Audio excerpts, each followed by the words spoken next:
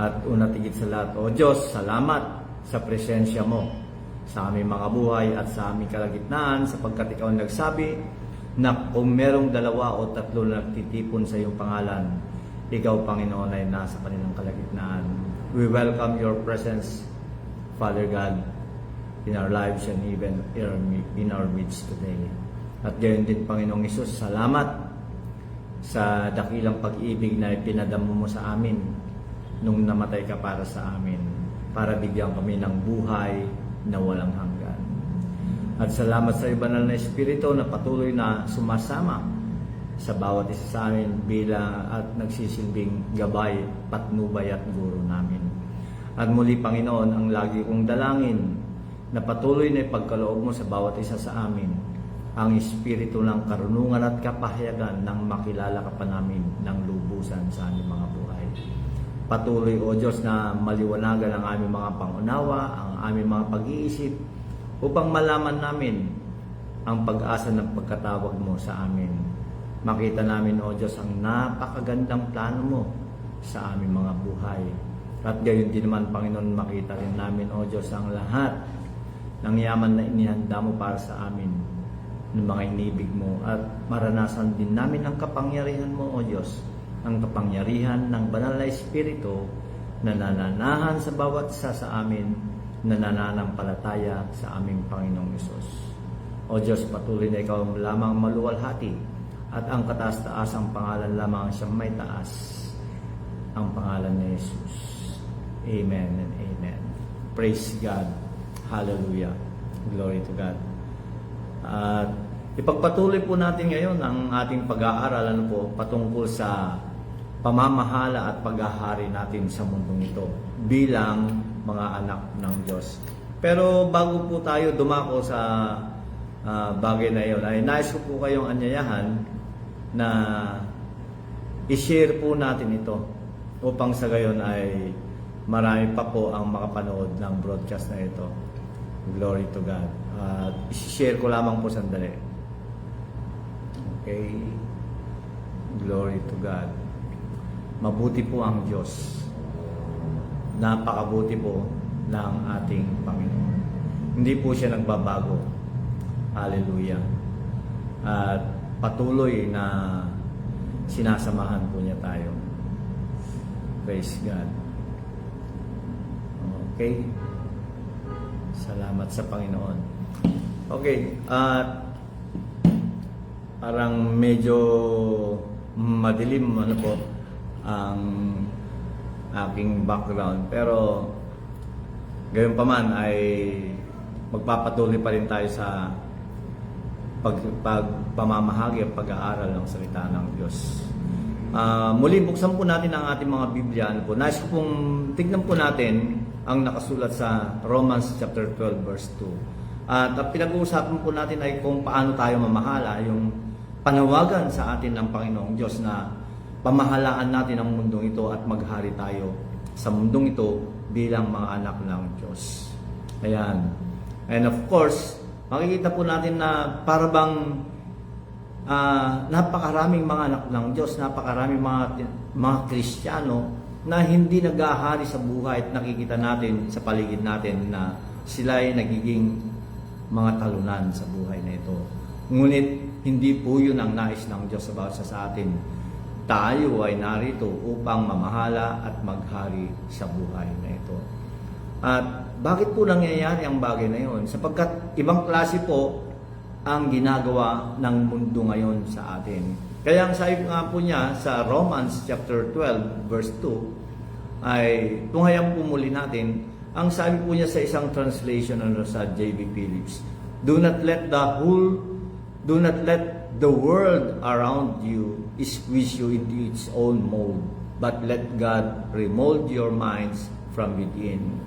Ang sabi po niya sa isang salin, and do not be conformed into this world, but be transformed by the renewing of your mind, so that you may know what is that good, acceptable, and perfect will of God. Ngayon, meron siyang salin po sa Tagalog, at ito ang kanyang pagkakasaysay sa Tagalog. Ano po? Sabi niya, huwag kayong makiayon sa takbo ng mundong ito. Mag-iba kayo. sa pamamagitan ng pagbabago ng inyong pag-iisip upang maunawaan ninyo ang kalooban ng Diyos, kung ano ang mabuti, kalugod-lugod, at ganap na kalooban niya. Ngayon tignan po natin sandali ito. Ito po isang napakahalagang bagay. Sabi po niya rito, ang panawagan, ang sinasabi po ni St. Paul, ito po ay sulat ni Apostol Pablo sa mga taga-Roma.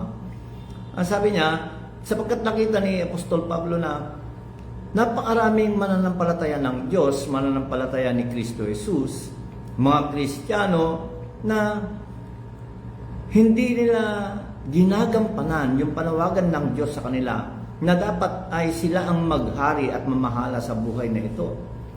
Mukhang nababaliktad. At marami ang sumasang-ayon sa takbuhin ng mundong ito. Kumbaga, ay sumasama sila sa agos ng mundong ito. Sabi nga na yung ginagamit nating salitaan po. Pero tingnan natin, ang sabi ni St. Paul sa atin, huwag kayong makiayon. Ayan. Ang mundo po ngayon, makikita po natin, nakikiayon. Kahit may mga Kristiyano na nakikiayon din. Ano po, kahit na nakikita natin na taliwas sa sinasabi ng salita ng Diyos, taliwas sa mga aral ng ating Panginoong Jesucristo, ay ginagawa po nila. At makikita po natin na naging parang nababaliktad na ang pag-iisip ng mundo ngayon. Hindi po ba? Talagang ibang klase ng pag-iisip ng mundo ngayon na yung sinasabi ng banal na kasulatan na hindi dapat gawin ay ginagawa ng mundo ngayon. At pag hindi ka sumang-ayon sa nakakarami, sabi nga nila, na ginagawa ng mundo ngayon, ay ikaw ang mali. Ayan. Yung mali ang nagiging tama at yung tama na ang nagiging mali. Sapagkat ito na ang ginagawa ng mundo ngayon. Kaya ang panawagan ni St. Paul ay huwag kayong makiayon sa takbo ng mundong ito. Ayan. Meron kasing sistema ng pinapatakbo ng mundong ito at ibang klase po ang sistema na ng mundong ito. At yun ang nais ng Diyos na baguhin natin.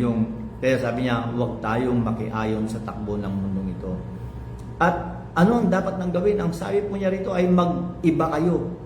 Ayan, baguhin natin ito, mag-iba tayo. Kumbaga, let's go against the tide, against the stream, sabi nga po. Ay salubungin natin sila. Yung kung papunta sila rito lahat, ay tayo naman ay umabante. Ganun ang dapat gawin ng isang alagad ng ating Panginoong Hesus, ang isang mananampalataya ni Kristo Jesus. Alam po ninyo, malakas ang laban na yan dahil makikita mo lahat ay papunta sa isang direksyon. Parang mangilan-ngilan lang kayo na papunta sa naman sa ibang direksyon. At makikita po natin yan kahit sa mga pamilya, kahit sa mga kaibigan na lang. Minsan mas nakakarami sa mga kakilala natin, sa mga kaibigan natin dati, na iba na yung takbuhin nila sa mundong ito. Salungat na sa tinatawag natin na dapat ay isang normal na ginagawa ng isang Kristiyano. So, kaya ang sabi ni St. Paul, magbago kayo. At paano natin ito mababago? Sabi niya, magbago kayo sa pamamagitan ng pagbabago ng inyong pag-iisip. Kailangan mabago natin ang pag-iisip natin. Na yung isang maling bagay ay tinatanggap ng mundong ito, yun ang inilalagay ng mundong ito sa ating isipan. Kaya ang sabi niya, baguhin natin ang ating pag-iisip para maunawaan natin.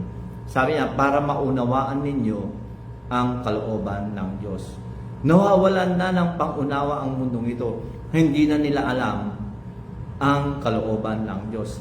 Kaya, minsan gusto, at panawagan sa mga Kristiyano na sila dapat ang maghari at mamahala sa mundong ito, naging baliktad na. Ayan. Sapagkat, totoo po ang nangyari, kung babalikan natin sa Garden of Eden, nung nagkasala, si Adan at si Eva ay ang pamamahala ay nawala sa kanila at napunta sa dyablo, kay Satanas, na siya ang naghahari sa mundong ito ngayon.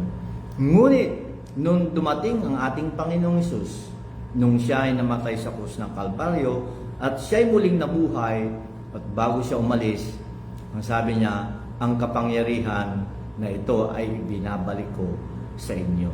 Saan? Kanino? Sa mga mananampalataya ng ating Panginoong Hesus. Yan, ibinalik niya ang kapangyarihan na yun. Ngunit, hindi nababago ang pag-iisip ng tao. Ang iniisip nila ay mas malakas ang pwersang ito ngayon.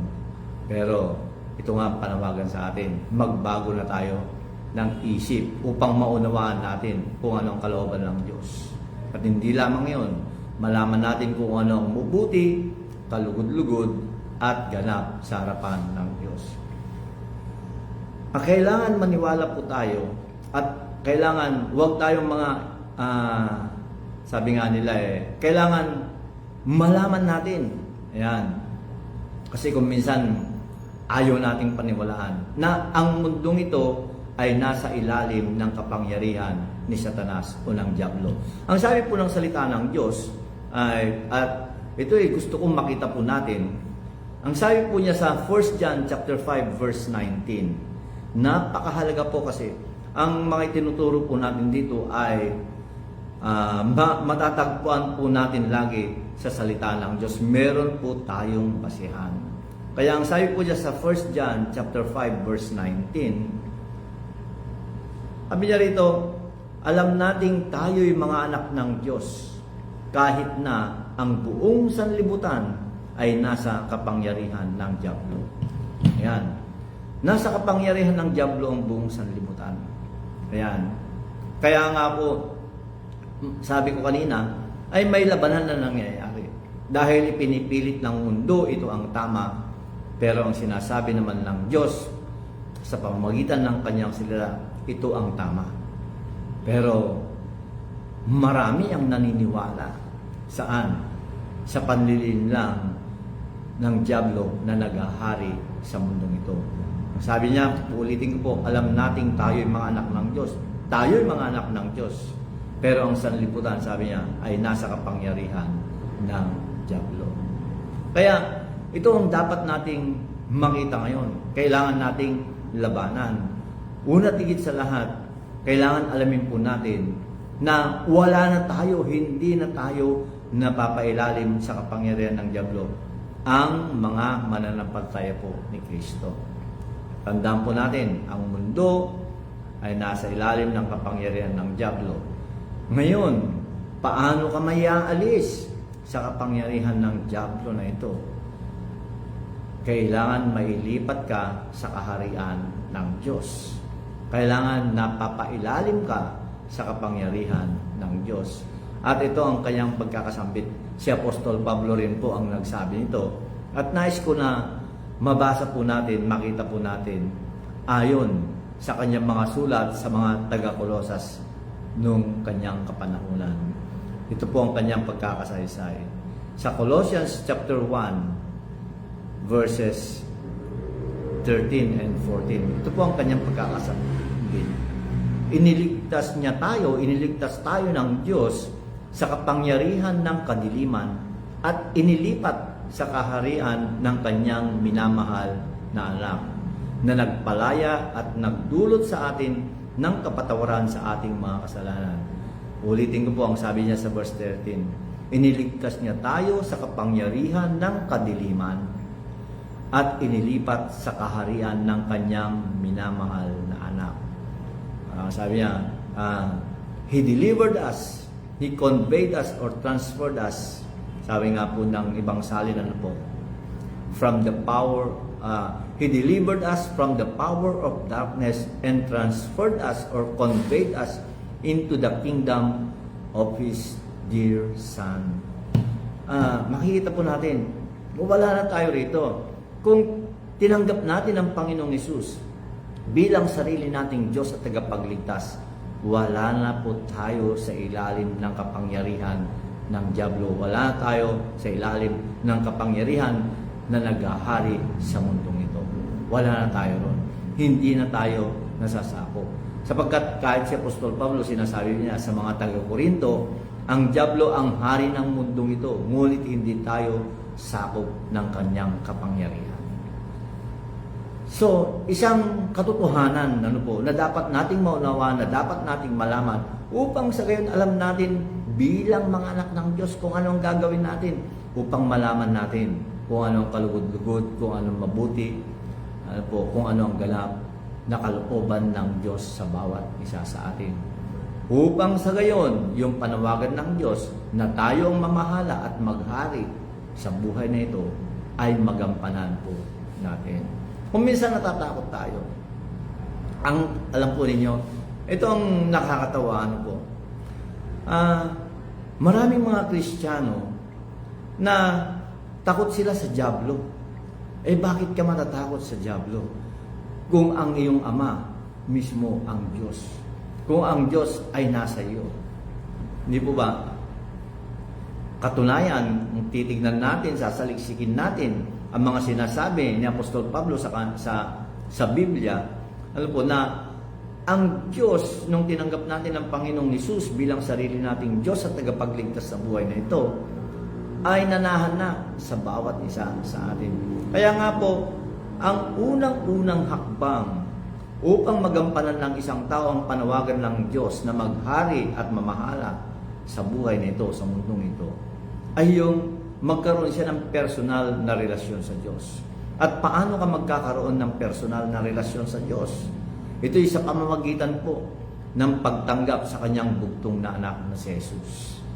Ang sabi ng mismo ng Panginoong Hesus, ako ang daan, ako ang katotohanan, at ako ang buhay. Walang makakalapit sa Ama maliban sa pamamagitan ko. Ayan. At hindi lamang yun. Ang sabi rin po ni Apostol Pablo ayon sa kanyang sulat kay Timoteo, there is only one mediator between God and man, the man Christ Jesus. Meron lang isang tagapamagitan sa tao at sa Diyos, walang iba kundi ang Panginoong Jesus. Kaya napakahalaga po na magkaroon tayo ng personal na relasyon sa ating Panginoong Jesus. At sabi nga po ni St. John sa kanyang mga sulat, sa St. John, sa John chapter 1, verse 12 o verse 13, pagkakasambit niya po ron, ay, but as many as received them, to them He gave the right to become children of God. Sa Kanya na tumanggap, sa mga tumanggap kay Kristo Jesus, ang sabi ng salita ng Diyos, ay binigyan niya ng karapatan na maging anak ng Diyos. Bakit po? Pag tinanggap mo ang Panginoong Jesus, ang sabi niya, ang kapanganakan mo na ngayon ay buhat sa Diyos. Ayan.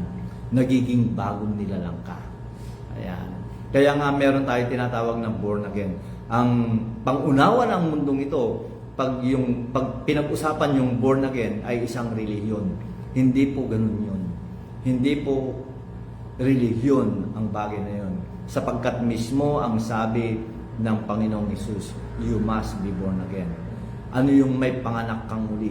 Anong ibig sabihin? Kaya nga tinanong ni Nicodemus, ibig mong sabihin, babalik ako sa sinapupunan ng aking ina? Sabi niya, hindi. Ayun, yung bang tanggapin mo si Kristo bilang sarili mong Diyos at tagapagligtas, at ikaw ay magiging bagong nilalang. Sapagkat ang sabi ni St. Paul sa Romans, sa 2 Corinthians sana, 2 Corinthians chapter 5 verse 17, ang sabi po niya, therefore, if anyone is in Christ, he is a new creation. The old has gone, the new has come. Ang sino mang nagipag-isa na kay Kristo Jesus ay isa ng bagong nilalang. Ang luma niyang pagkatao ay wala na, ang bago na ang nariyan. Ayan. So yun, nasambit ko ang bagay na yan sapagkat kuminsan, ang mga Kristiyano ay natatakot sa dyablo. Pero hindi nila alam na nung tinanggap nila ang Panginoong Hesus bilang sarili ng Diyos na tagapagligtas at sinabi nila, Panginoong Hesus, ikaw maghari sa buhay ko, nasa iyo na nananahan ang Panginoon ngayon. Ang Espiritu ng Diyos ay nasa atin ngayon. Kaya nga, Merong sinasambit si Saint John sa John chapter 4, 1 John chapter 4 verse 4. Nang sabi niya, greater is the Holy Spirit who lives in us than he that is in the world.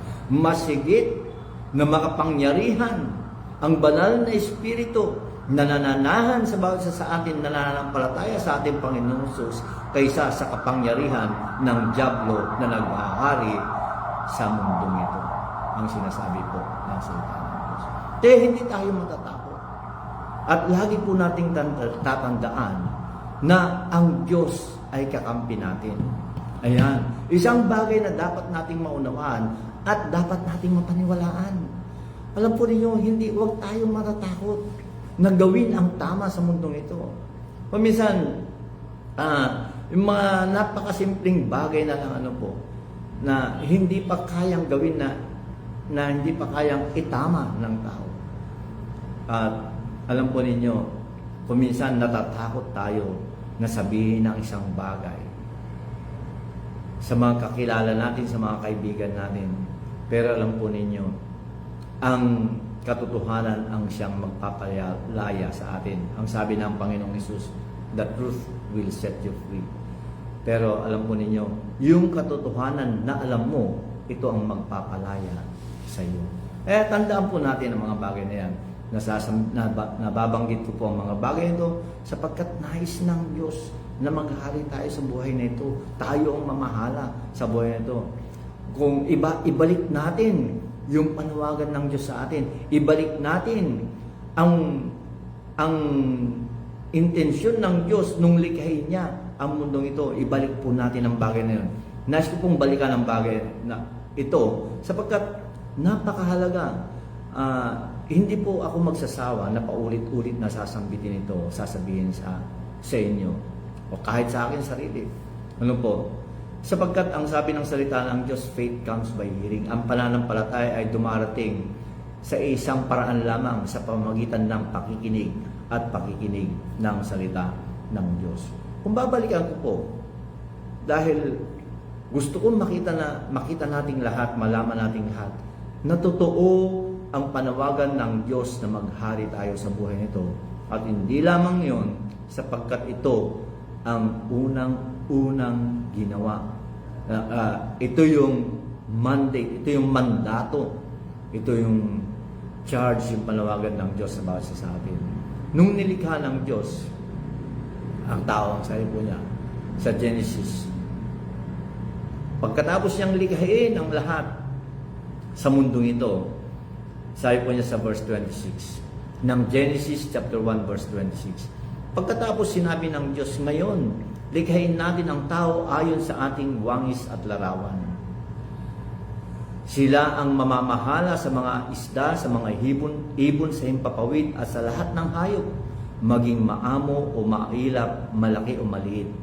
Nilalang nga ng Diyos ang tao ayon sa kanyang larawan. Sila'y kanyang nilalang, isang lalaki at isang babae, at sila'y pinagpala niya. Sinabi niya, magpakarami kayo at punin ninyo ng inyong mga anak ang buong daigdig, at kayo ang mamahala nito.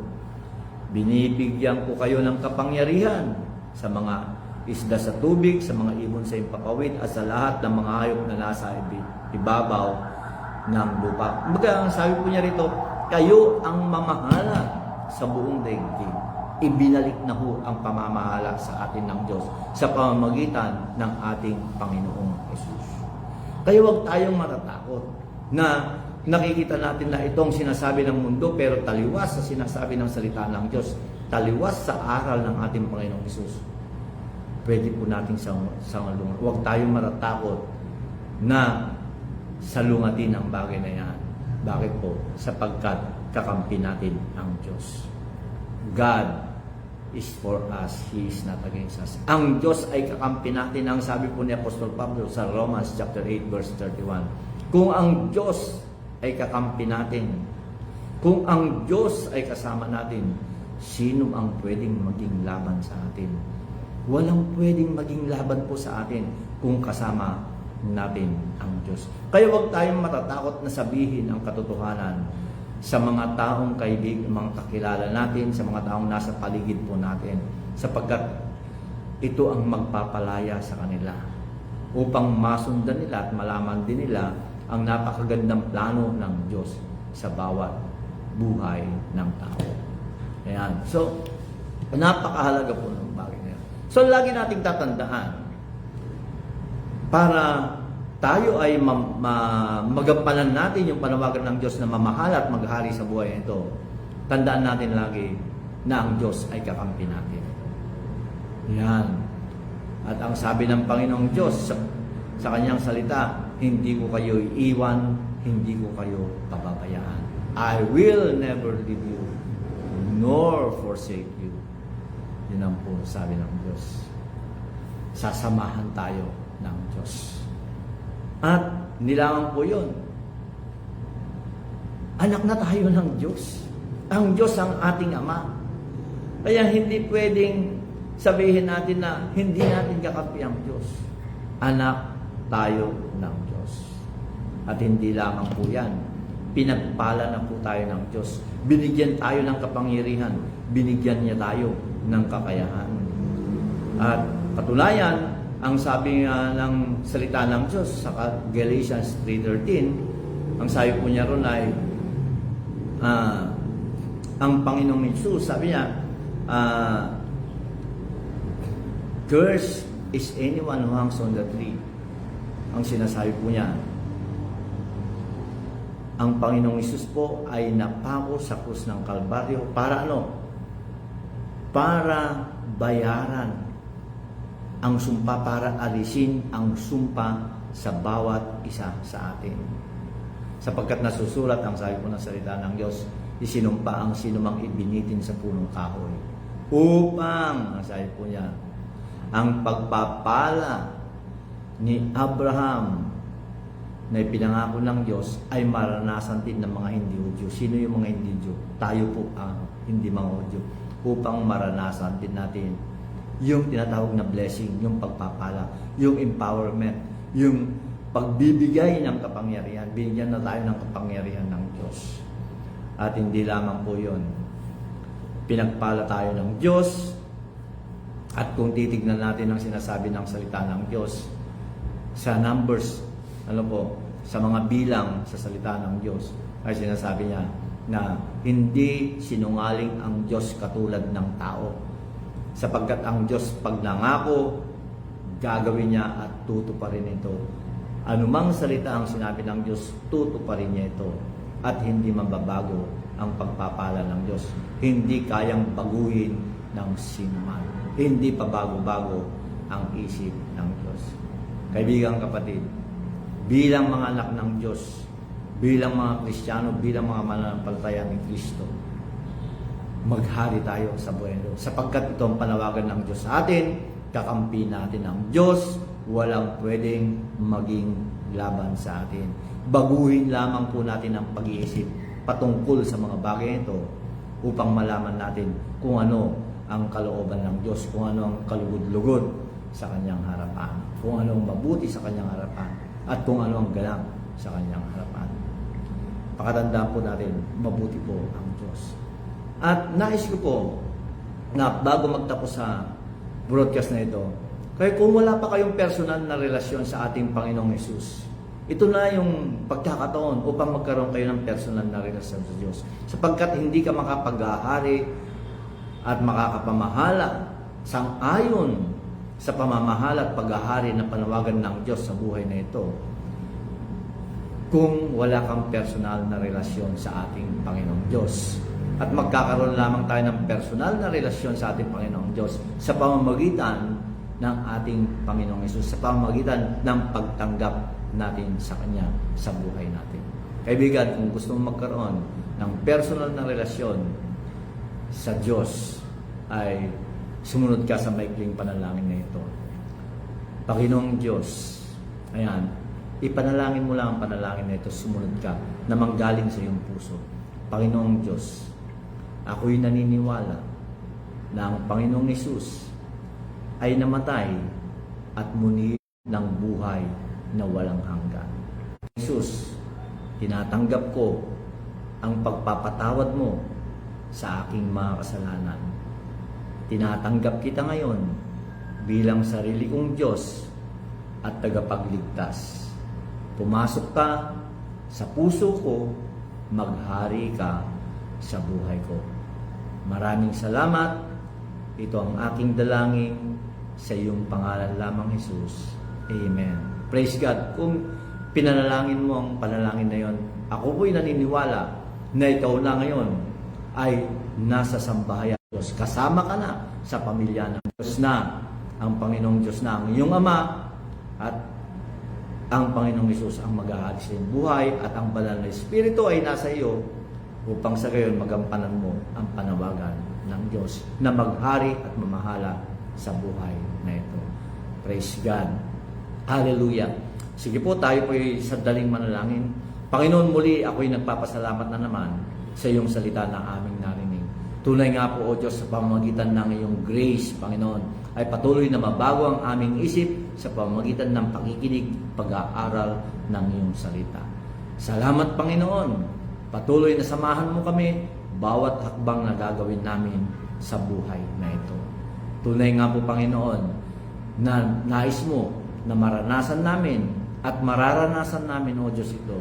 Ang sabi ng aming Panginoong Hesus na tunay na maranasan namin ang kasiyasiya at masaganang pamumuhay habang kami ay nasa mundong ito.